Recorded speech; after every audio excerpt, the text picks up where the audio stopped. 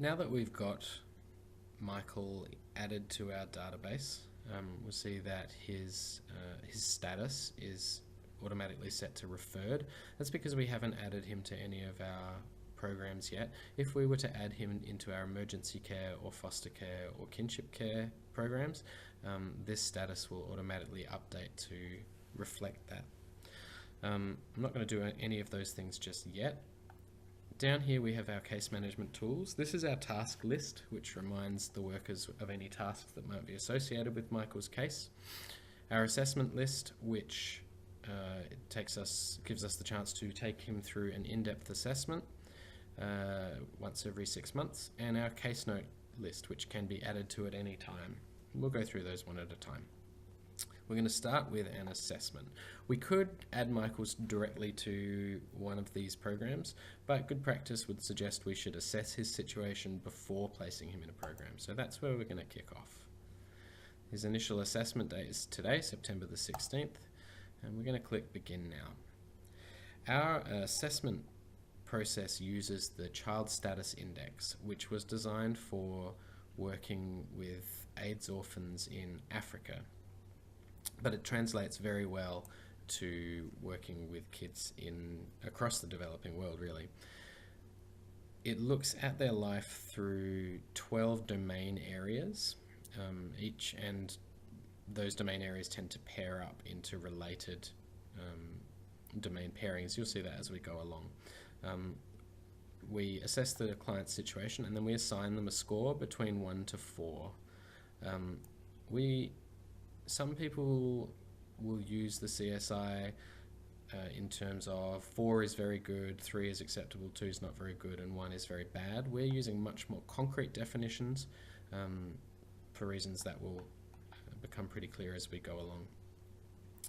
So the worker would, if the client is old enough to answer questions themselves, then the worker will ask the client. Michael, you might remember, was only born in February of this year, so this would probably be conducted with whoever was able to provide the information.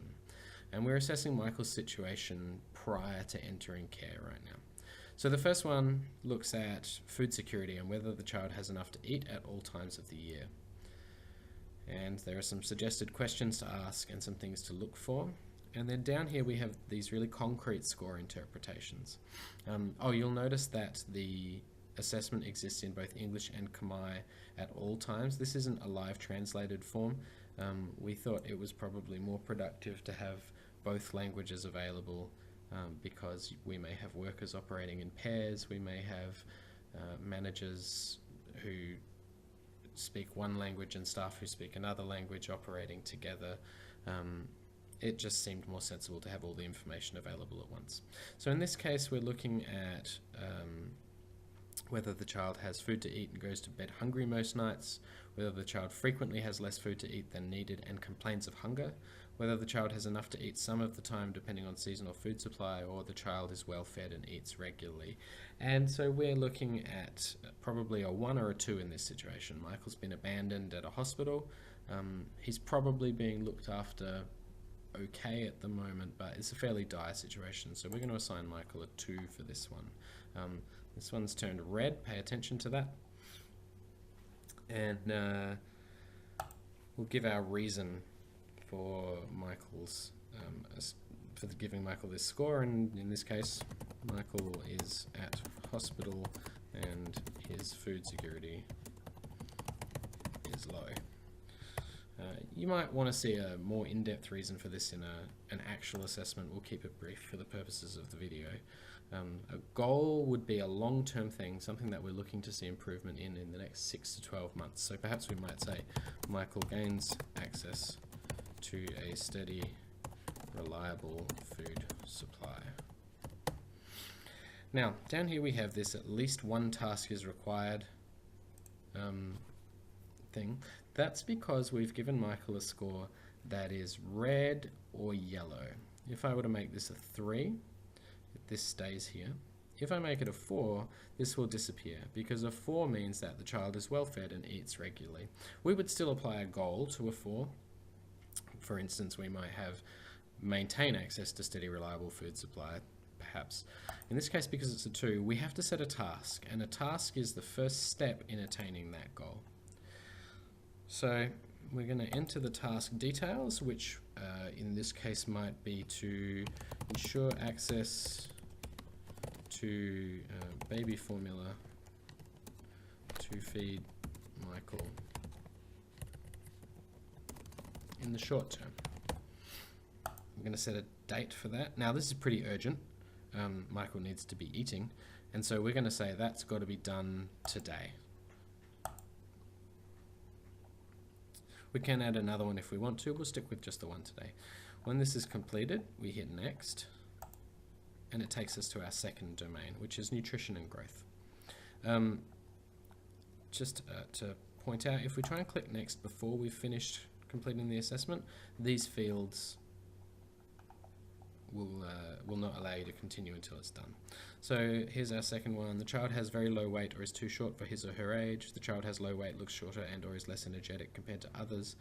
The child seems to be growing well but is less active compared to others of the same age in the community. The child is growing well with good height, weight and energy level for his age. So again, we're going to choose the one that's most appropriate to Michael's situation. So in this instance, we know Michael's been neglected. If we make this a 2, we see that that's a yellow. Child has low weight, looks shorter and or is less energetic compared to others of the same age in the community. This is a problematic thing. It's probably not going to kill Michael in the very short-term future, hence it's a yellow. So let's leave that one as it is. We'll say Michael shows some signs of neglect and is underweight. Our goal is going to be for Michael to regain weight and return to healthy bracket for his age. And then we have to set a task. So we add a task, enter our task details, put in place feeding routine for Michael. Completion date, well, I think it's reasonable to have this fairly set up on concrete by Monday, so we'll save that one and we'll go to next. There are 12 domains going through different things. It'll take quite a while to sit and go through each one. I think you probably get the process now. So what I'll do is I'll quickly run through this offline and then I'll skip back just in time to finish the last one and we'll go from there.